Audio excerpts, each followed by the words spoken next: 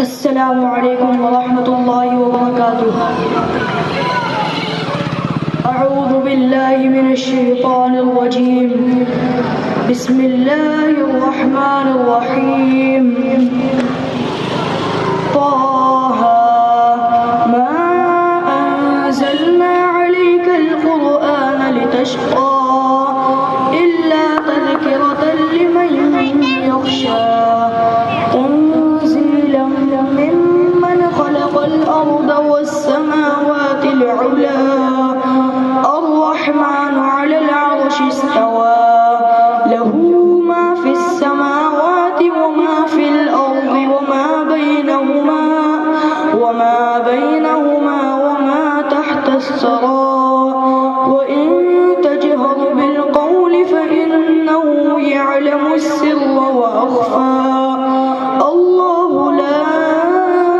إله إلا هو له الأسماء الحسنى. وهل أتاك حديث موسى إذ رأى نارا فقال لأهلهم كثوا إني آنست نارا لعلي آتيكم منها بقبس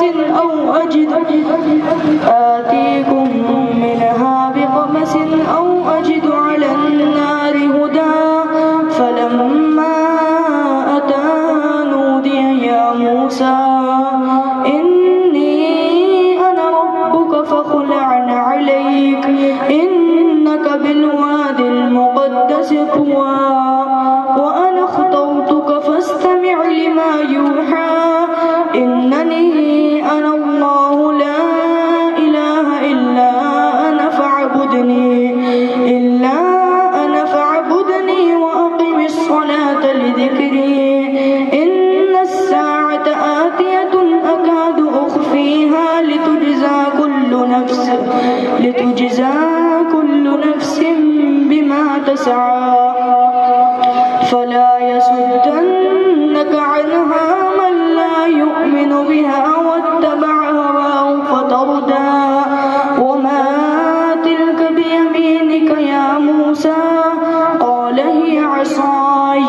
أتوكأ عليها وأهش بها على غنمي ولي